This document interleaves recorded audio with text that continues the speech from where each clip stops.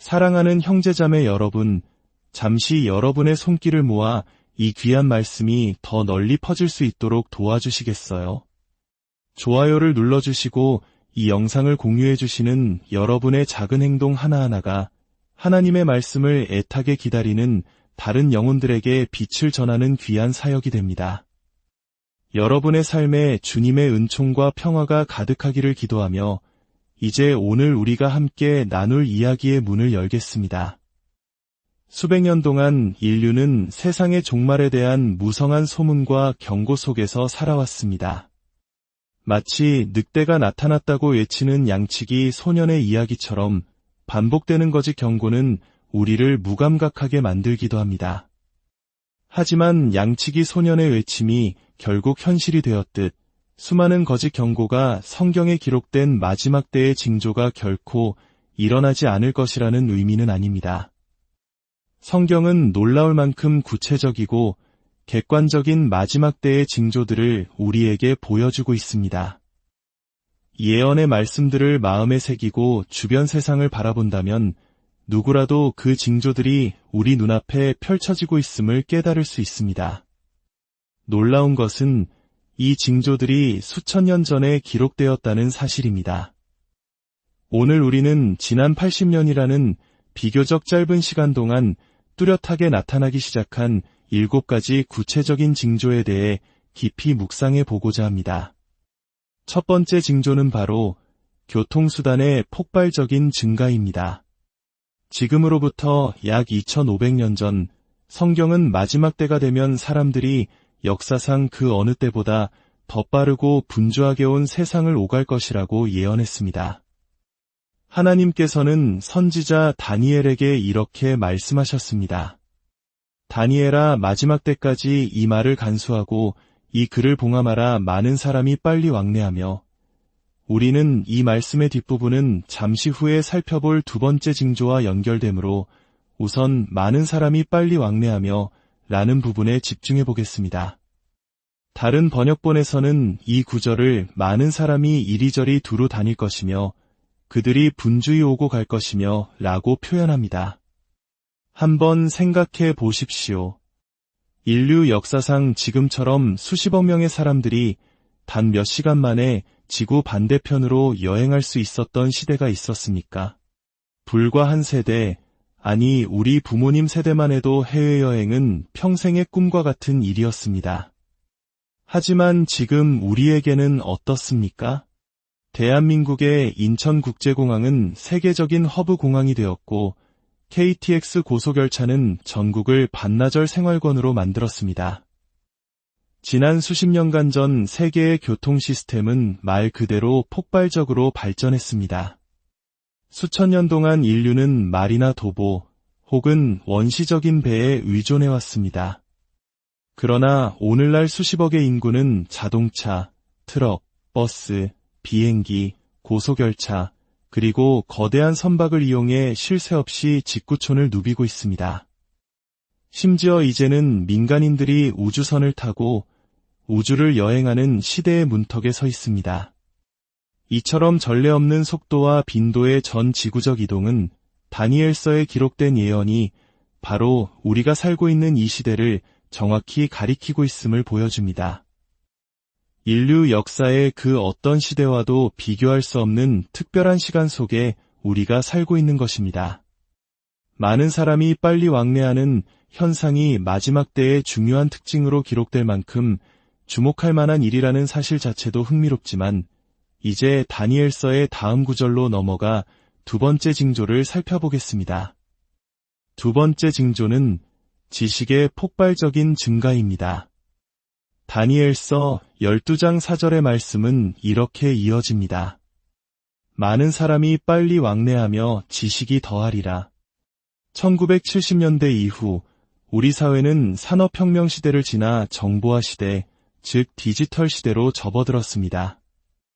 그리고 그때부터 인류의 지식과 정보의 양은 기하급수적으로 폭발하기 시작했습니다.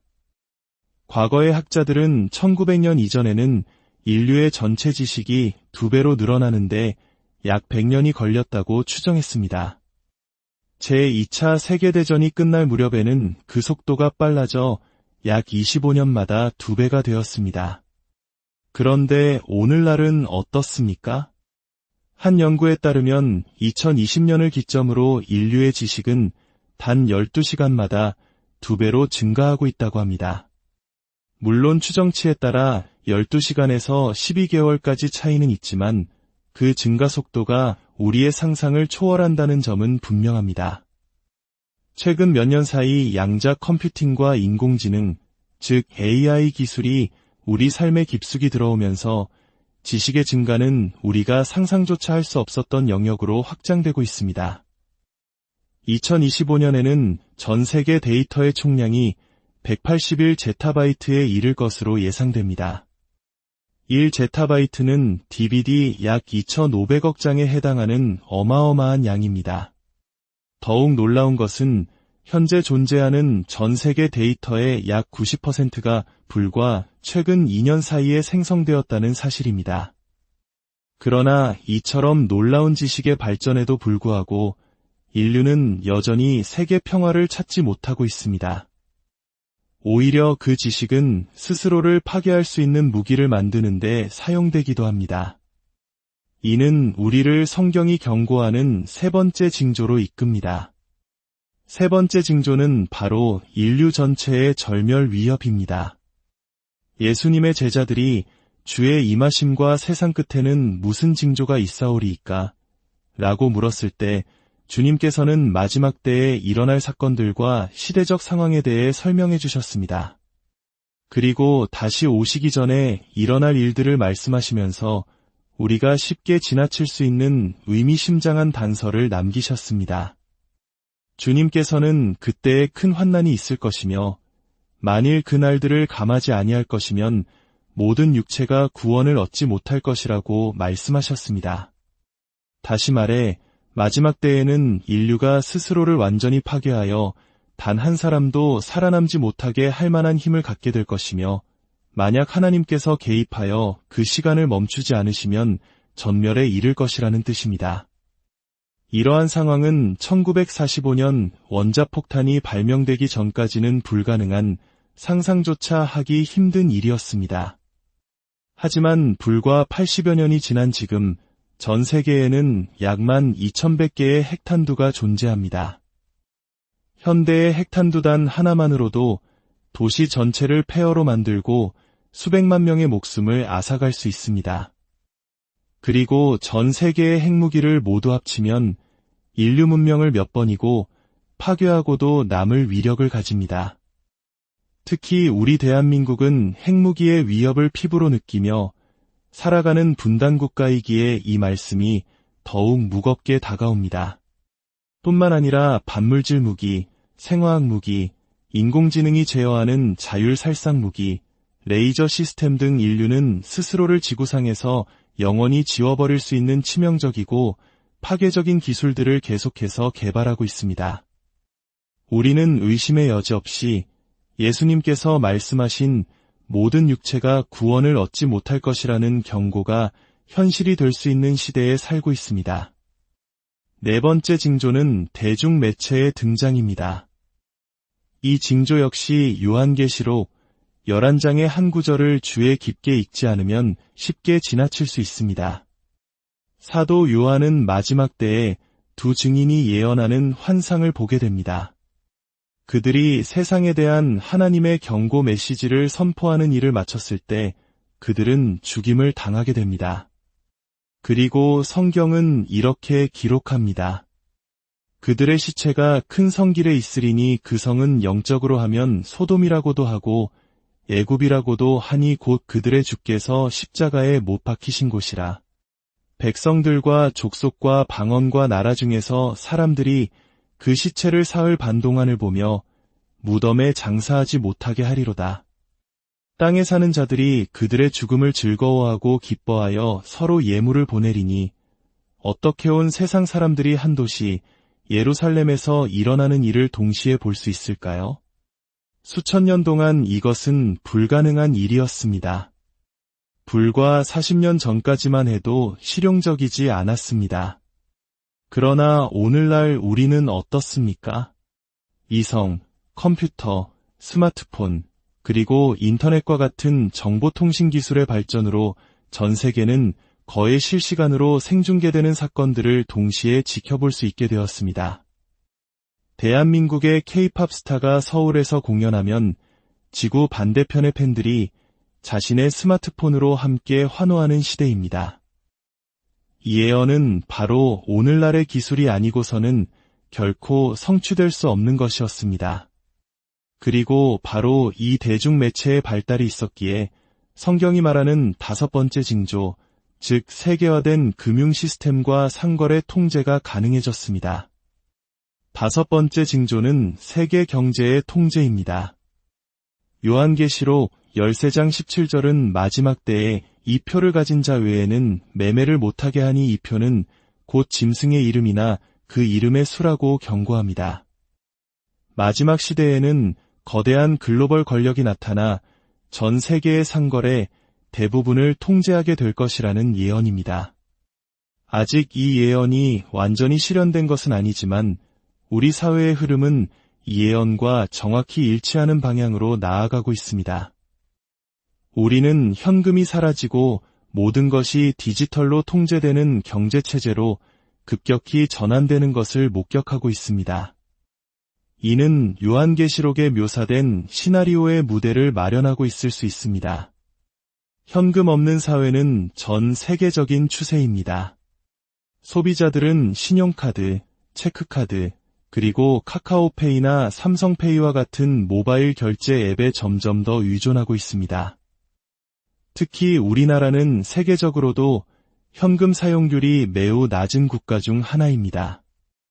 많은 상점들이 더 이상 현금을 받지 않는 곳도 생겨나고 있습니다.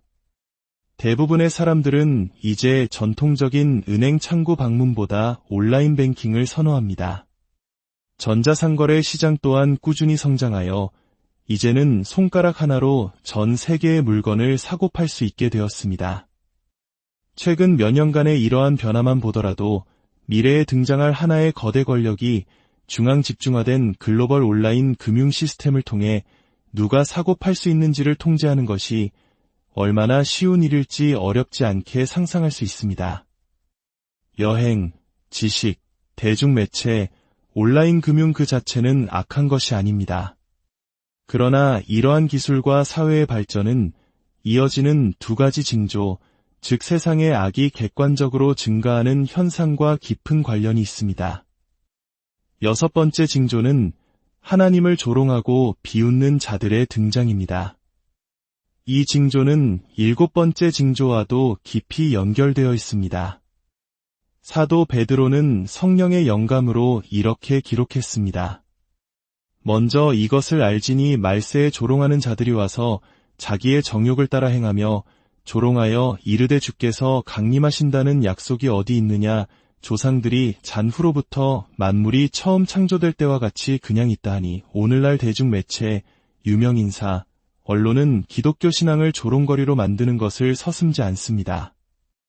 유명 코미디언이나 토크쇼 진행자들은 성경의 도덕적 가르침과 죄, 그리고 구원의 메시지를 희화화합니다. 영화나 드라마에서는 하나님의 이름이나 예수 그리스도의 이름이 아무렇지 않게 욕설처럼 사용됩니다. 소셜미디어에는 기독교 신앙을 공개적으로 비웃는 밈과 게시물이 넘쳐납니다. 기도하는 모습을 우스꽝스럽게 묘사하고 성경의 가르침을 왜곡하며 심지어 사탄을 숭배하는 듯한 상징을 대중문화 공연에 등장시키는 일도 빈번해졌습니다.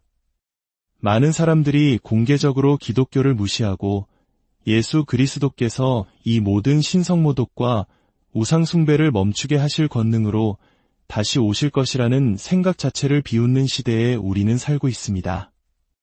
그리고 이 모든 현상의 근본적인 원인은 바로 7번째 징조에 있습니다. 7번째 징조는 점점 더 타락하고 부도덕해지는 사회입니다. 마태복음 24장으로 돌아가 보면 예수님께서는 세상 끝의 상태를 묘사하시며 이렇게 말씀하셨습니다. 불법이 성함으로 많은 사람의 사랑이 식어지리라. 마지막 때가 가까워질수록 세상은 영적으로 매우 차갑고 어두운 곳이 될 것이라는 말씀입니다. 사도 바울이 마지막 때에 대해 기록한 말씀을 우리가 사는 세상을 생각하며 읽어보겠습니다.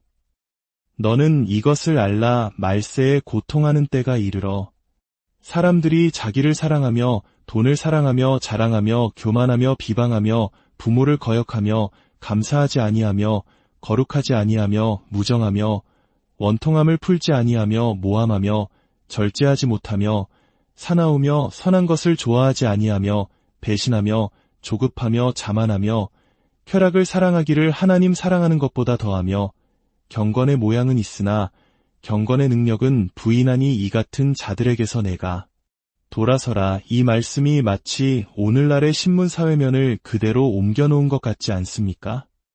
예수님께서는 마지막 때의 악을 두 가지 큰 범주로 나누어 경고하셨습니다. 첫째는 만연한 부패와 폭력입니다. 예수님께서는 노아의 때와 같이 인자의 임함도 그러하리라고 말씀하셨습니다. 창세기에서 노아의 시대를 살펴보면 사람의 죄악이 세상에 가득함과 그의 마음으로 생각하는 모든 계획이 항상 악할 뿐임을 보시고 라고 기록되어 있습니다. 또한 온 땅이 하나님 앞에 부패하여 포악함이 땅에 가득한지라 고도 말합니다. 사람들은 잔인하고 무자비했으며 부정직하고 속임수가 가득했습니다. 그래서 하나님께서는 홍수로 세상을 심판하셨습니다. 예수님께서 다시 오시기 전 세상 끝의 심판도 이와 유사할 것이기에 우리는 마지막 시대의 상황이 노아의 때와 비슷할 것이라고 예상할 수 있습니다. 최근의 보고서들은 우리 세상에 폭력이 얼마나 만연해 있는지를 보여줍니다. 전 세계적으로 분쟁에 노출된 인구는 계속해서 늘고 있으며 테러 공격의 횟수도 수십 년 전에 비해 급증했습니다. 각종 보도를 통해 우리는 여성과 아동에 대한 끔찍한 폭력과 인신매매가 끊이지 않고 있음을 접합니다. 둘째는 걷잡을 수 없는 성적 타락입니다. 예수님께서는 자신의 재림을 소돔과 고모라의 때에 비유하셨습니다. 롯이 소돔에서 나가던 날에 하늘로부터 불과 유황이 비같이 내려 그들을 멸망시켰느니라. 인자가 나타나는 날에도 이러하리라. 극도로 부도덕하고 도착적인 행위 때문에 하나님께서는 소돔과 고모라를 땅 위에서 지워버리셨습니다. 하나님께서 그때 행하신 일은 마지막 때에 반역하고 죄악으로 가득 찬 세상을 심판하시는 것과 비슷할 것입니다. 창세기 19장에 기록된 소돔의 죄악은 뒤틀린 동성애적 욕망과 관련이 있음이 잘 알려져 있습니다. 그리고 우리는 오늘날 세상에서 똑같은 경향을 목격하고 있습니다. 현대사회의 가장 큰 사회적 쟁점 중 하나는 바로 성정체성과 관련된 논쟁입니다. 지난 수십 년 동안 전통적인 성경적 가치관을 벗어나는 움직임이 전 세계를 휩쓸었습니다. 2000년만 해도 동성결혼을 합법화한 국가는 단 한 곳도 없었지만 불과 20여 년 만에 수십 개의 국가가 이를 인정했습니다. 이러한 움직임 외에도 사회 전반에 성적 부도덕이 만연해 있습니다. 전 세계 인터넷 트래픽의 상당 부분이 음란물과 관련되어 있으며 수많은 어린이와 청소년들이 무방비로 음란물에 노출되고 있습니다. 혼전 성관계의 일반화, 불륜으로 인한 이혼율 급증, 그리고 영화, TV, 광고 등 모든 매체에 넘쳐나는 성적으로 노골적인 콘텐츠들은 우리가 얼마나 성적으로 타락한 세상에 살고 있는지를 보여줍니다. 우리 사회는 온갖 형태의 부도덕한 성적 행위를 용납하고 심지어 미화하기까지 합니다. 결론적으로 인류는 점점 더 도덕적이고 평화로워지는 것이 아니라 그 정반대의 길을 걷고 있습니다. 노아의 때와 같이 사람의 죄악이 세상에 가득하고 폭력이 넘쳐나고 있습니다. 감사하게도 성경은 오늘 우리가 나눈 7가지 징조들을 통해 볼 눈과 들을 귀가 있는 자들이 우리가 성경 예언의 어느 시간대에 살고 있는지를 깨닫도록 돕고 있습니다. 이 징조들을 무시하는 자들에게 예수님의 재림은 밤에 도둑같이 임할 것입니다. 그러나 사도 바울이 말했듯이 우리는 어둠에 속하지 않았으므로 그날이 도둑같이 우리에게 임할 필요가 없습니다. 이 마지막 시대를 살아가는 우리 모두가 깨어 기도하며 주님 오실 날을 거룩함과 경건함으로 준비하는 지혜로운 성도들이 되기를 간절히 소망합니다. 주님, 이 말씀을 듣는 모든 심령 위에 함께하여 주시옵소서. 혼란하고 어두운 세상 속에서 분별력을 잃지 않게 하시고 오직 주님의 말씀을 등불 삼아 믿음의 길을 굳건히 걷게 하여 주시옵소서. 각 가정과 개인의 삶에 하늘의 평안과 위로를 더하여 주시고 날마다 주님과 동행하는 기쁨을 누리게 하여 주시옵소서. 우리 주 예수 그리스도의 이름으로 기도드립니다.